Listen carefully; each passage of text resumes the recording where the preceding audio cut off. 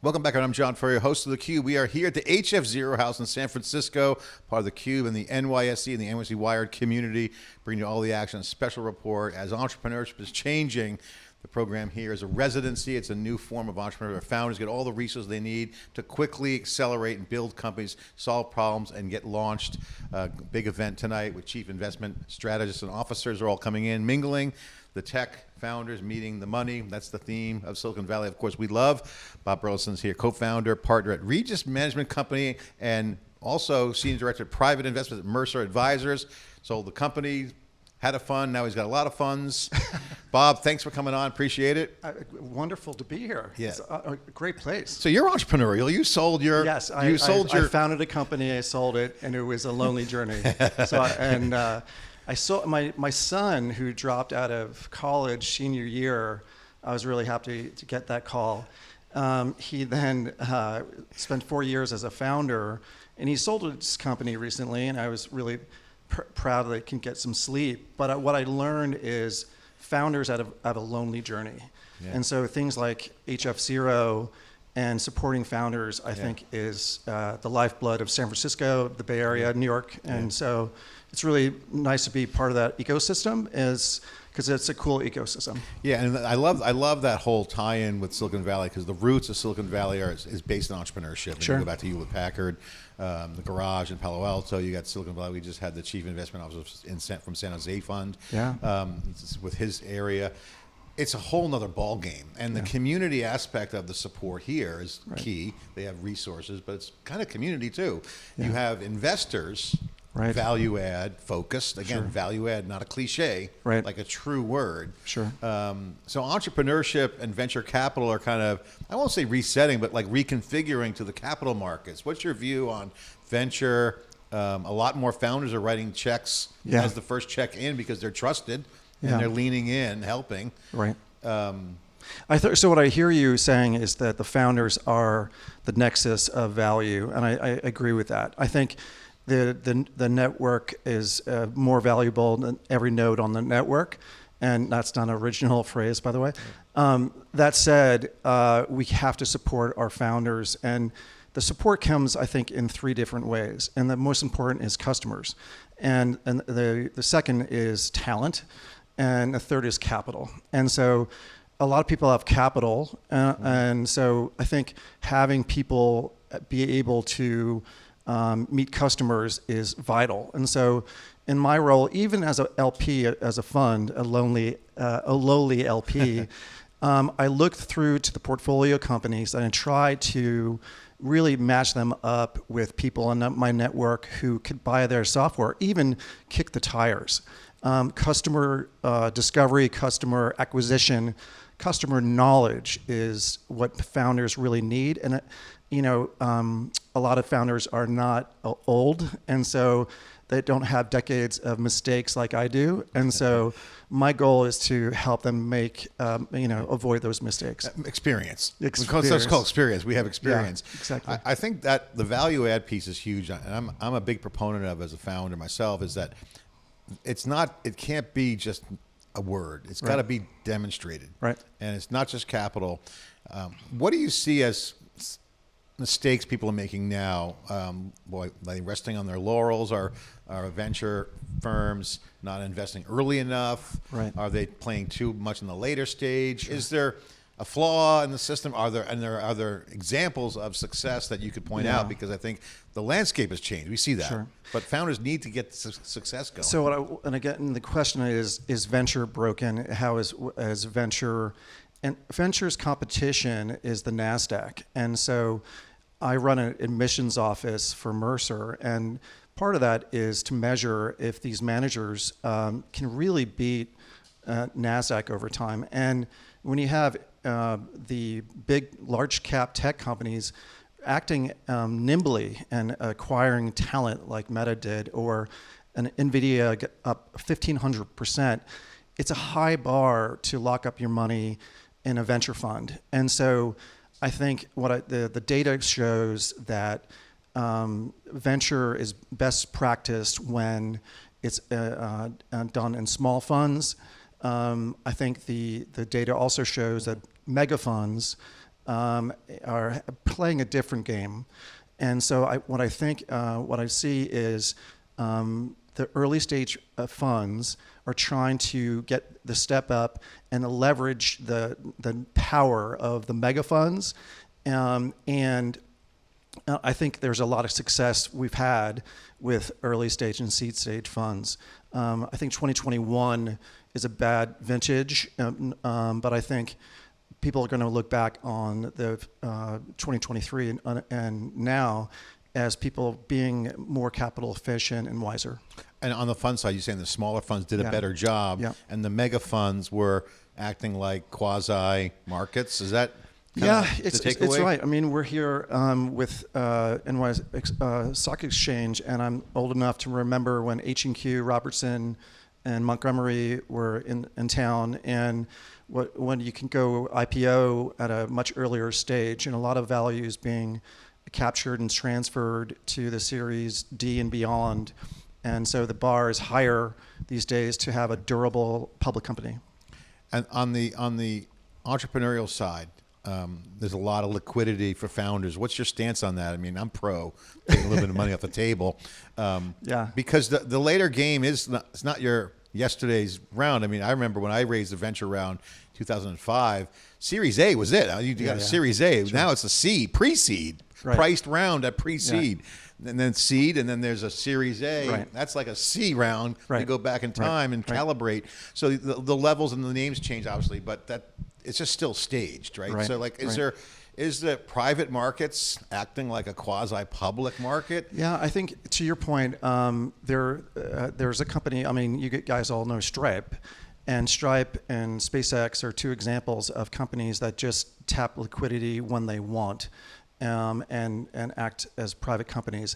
I think it's good for society for these companies to go public and share the profit streams with people and pension funds and all. That said, they are fiduciaries and they believe in the companies. And so, entrepreneurs, every company is different. And so I don't want to speak to entrepreneurs, but they have to be the biggest believers in their equity. Explain your business. It's almost like the curtain is opened. Folks don't always know the inner secrets of how you do business. You take us through how you work, because you have money, you put it to work. You investing in funds? Are you deploying into deals? Sure. Are you backing kind of the newfangled solo GPs? Is that a norm? I mean, there's a lot of things that are going on. Do you have private, questions? public? Yeah. So let me take them in some order. So I'm lucky that my clients are annoyingly intelligent. And so I manage money for founders that are retired, founders who are active. I manage money for venture capitalists who want to participate in venture capital, as well as private equity. We haven't even touched on private equity. And so we have an admissions office, and it's a combination of quantitative and qualitative analysis. And I got to tell you, it's imprecise. And so I will turn down a first-time fund, and they will hit a unicorn, and I'll look like a fool. But that said, you touch on a couple things that are really true. Number one is founders are increasingly participating in their own ecosystem, and people are assembling pockets, tribes of talent to support their companies. So when I speak with founders like my son, he wants other founders really understand and are in the trenches to be on the cap table. And the brand names are changing. And I'm a big fan of solo GPs, candidly, because I think a lot of venture firms have seen politics and relying on other people to support their decisions and some drama. So I think we're going to see a move towards solo GPs more and more. You mentioned NVIDIA earlier. We cover them really deeply. We know the business. We love NVIDIA, Broadcom, and other chip companies doing great. Sure. The speed is a big game in the AI world. You mentioned the big VC firms with big boards and big partnerships. I've heard war stories, and I've know firsthand friends that started companies where the warring within the partnership killed deals. Yeah. Where there was a great deal, Sure. and it was just internal politics. That guy didn't fund his deal, and she was new to the firm, and she didn't like him, and so that slows it down. There's a legend in Palo Alto, where you're from, that there's one company that it was a huge company, and the vote was 3-2 in that venture partnership. We don't know who voted against it, but your point is well taken that making a decision as a partnership is tough. Yeah. Talk about the solo GP. I think this is one of the most important areas because there's very tribal activity going on, these micro communities, as some call it. We even see with our communities in NYSE Wired, which is new and growing, and it's got its own little social network. Totally. Trusted social network abstracted on top of the world we live in, which is WhatsApp and Telegram and all the different channels we talk to each other on. That's just the behavior, but the personal connections, face-to-face matter. So these founders that are solo GPs are moving the needle. They get massive deal flow. They're kind of not even trying, but they're trusted by the other founders because they know they're not going to get screwed, which is a huge psychological advantage. Yes. You know that, right? So how do you look at backing a GP, and how do other innovative fund managers and people who have to make these calls evaluate? Is it gut feeling? Is it track record, personal integrity? How would you? It's a good question. So the question is, how do you? Emerging managers and founders don't have the body of work necessarily to measure their GPA and SAT score in the investment context. And so what I look for is just the NPS score amongst other founders. How is this investor thought of, and do they say a quick yes or a quick no? And again, have they added value post-investment? Very few do. And authenticity matters. And so we like to say around the shop, we have a farm team and an all-star team, and success begets success. And so even if a emerging manager has 2 winners, the founders know, this is the person to look at cyber deals. This is the person to look at fintech deals. And so we're seeing more sector specialization. Again, it's contextual on the deal, so you can pull in the expert, not some third-party validated report from some research firm that might be lagging. Totally, and I think the important point is we have to be willing at farm team to have to cull that number from a large group of emerging managers to the all-star team. I think it's really brave that you do that, and that because you have to grow talent. I mean, no, this is I've heard many times, and I won't say me personally and others that I know, that certainly happened in my life. You've never done it before, so stay in your current tech job. We don't want you going into sales. Well, that's where the money's being made. No, stay a coder. I said, I can't get the experience. You don't have the experience. I can't get the experience unless I get experience. So there's a little bit of a catch-22 there. So there's a paradox. Because you got to give someone a shot. Right. The farm team is get reps in. Right. So you got to move from the farm team to the all-star team. The only way to get there is to step up to the plate. Right. How do you get through that in the psychology? Do you put guardrails around it? Because all first time anything is a learning. Yes. So you need mentoring. So how do you think about that piece? Have you ever founded a first time fund or a first timer? So I have. Sponsored first-time funds, and there's a difference between spin-off funds and first-time funds. And so the important note is sometimes, and the mega funds have a talent that leaves. And as you know, Silicon Valley, with a story about Fairchild as its founding, it's a story of constant reinvention. Yeah. And so a lot of first-time funds actually are spin-offs and have gotten some reps in or have enough operating experience and have a network of customers that really add a value to another founder. So they have a book of business, they have a book of contacts, they've been there, done that, they have the reps. Yes. They just put new jerseys on. That's right. New franchise. And some people are possibly young but have technical ability, and so will come out of a really technical position, and everyone says this is the smartest person at the smartest engineering team, And that matters too. But again, it's art and science, and sometimes it's more art, and you have to go with, if everyone wants to send this person a deal, great. Bob, I have to ask you, you've seen many waves, you've been through some cycles. Sure. What are you most excited about right now? Because obviously AI is hot and everyone Sure. loves AI, so that's easy to answer that one. But like, just generally, what do you see as opportunities that get you excited? Is it the societal change of tech impact, Sure. of these new venture creations? What is the most cool areas that you like? Yeah, I think there's things that are going to benefit society. So, for example, early cancer detection and the application of AI to data to help. And it's, the life sciences and biotech areas have been really a tough sector for decades, as you know, in terms of keeping up with NASDAQ. And capital intensive and too. Exactly, Huge. exactly. And so anything that can make that area in terms of more capital efficient and personalized health, I think, is another area, and that's slice. I think the other thing that I'm super excited about was a big part of our program is private equity.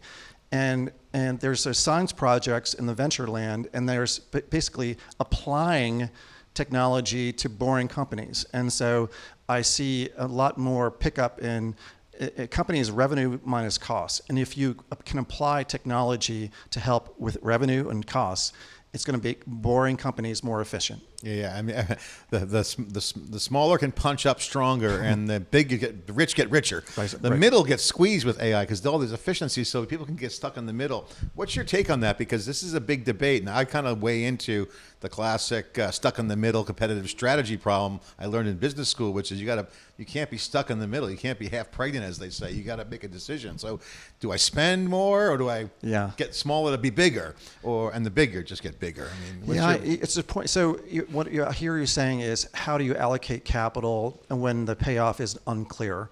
And that's going to benefit people who have the resources to spend. And so I think, to your point, if you don't have the resources to spend, you have to consolidate, and you have to say, listen, we're going to get lapped by people who are making the investments to become more efficient. So I think M&A is going to pick up. Yeah, you got to get the capital. Yep. All right, final question I have for you here at HF0. You mentioned you like the vibe here. You like why they do this. Sure. What's your goals here today? Tonight, this presentation, we'll hear OpenAI give some remarks, kind of squint through what they say and try to connect the dots. What's your goal? I think the goal is always to learn and to be helpful. And I think you wake up in the morning and you say, hey, how can I help this community? I'm a big fan of San Francisco. I'm a big fan of our economy. And so anything that can help create companies that employ people, not only agents, I'm all for. Yeah. I do have one question, because I forgot to ask you on it. You mentioned private equity. Sure. Because I think this is something that's changing, and I haven't yet have an opinion on it. Sure. That's why I want to ask you, as an expert. Private equity seems to be changing too. They seem to be wanting to be more venture class. Sure. And vice versa. And shed we're not the evil PE company. And I say that because there is a reputation problem. I mean, they do great work, but they're not in the business to get the venture returns. Right. They're going to get the fees and put companies together. And some VPs that just break companies up. There's a little more evil, thinking there, just in terms of making the cash. So put them aside for a second. But the classic private equity, they do good work. Now, in some cases, but they get the bad rep. Well, is it hurting? I think it's any equity owner has to make decisions about revenues and costs, and private equity is very easy to pick on when they come to a business and they try to change the business and lay people off. Laying people off is horrible and it's terrible, but we have laws and we have to be supportive of people who are growing ultimately the competitors and profit, so they can hire more people in the long run. And they do combinations. They do roll-ups. They do all totally. kinds of Listen, things. I understand there have been bad actors and over-leveraged really good companies that then drive them into bankruptcy. Private equity has people who have ruined companies, no question about it. That said, we are equity owners as a society, and we have to support entrepreneurship and making our companies ultimately stronger. Yeah. So your point is, it's like your health. If you don't take care of your body, you're going to end up in a bad spot.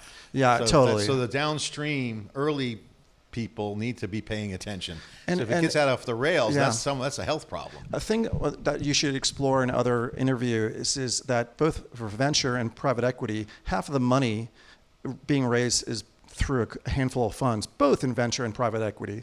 And so the money, I think, to be made is to feed the dragon, feed those big companies, grow those companies, and then sell them to the big companies. Yeah, when I asked you the question, you said private equity is trying to be venture and vice versa. What did you mean by that? The VCs that are the mega funds? You're kind of pointing out the mega funds? Is that like the yeah, big... I mean, I think smart people, I think of what Thrive is doing, for example, is they're saying, hey, cash flow, you have a complex company that really can use AI, and is a boring company. And so and I saw innovators like Tomer Bravo say, hey, we're going to buy, and my buddy Bill Chisholm at Symphony, buy boring companies and that have customers, and then go buy the Celtics. Anyway. Well, great to have you on here. I love the wide-ranging conversation. Capital markets are complex, and they are becoming democratized as more entrepreneurs. The aperture of entrepreneur isn't your yesterday's persona. It's not your. It's changing. Yeah. Anyone can start a company. The tech is leveling up. Yeah. If you have domain expertise, you can be very efficient, jump into an HF0 or get with a friend. Yeah. I love the some time. education of founders to other founders, and I think HF0 is a great example of and knowing the customers. The founders are the athletes. Get them customers, get them some employees and talent and capital. That's awesome. All right, game on. Okay, Bob, thanks for coming on. Appreciate it. All right, I'm John Furrier. We are here at the HF0 house. Again, entrepreneurship is changing, but so is the market. Speed, access, capital, talent, all happening. And it's all going to be a game of who can move faster, who can put it together. And the HF0 is doing it here. I'm John Furrier, host of theCUBE. Thanks for watching.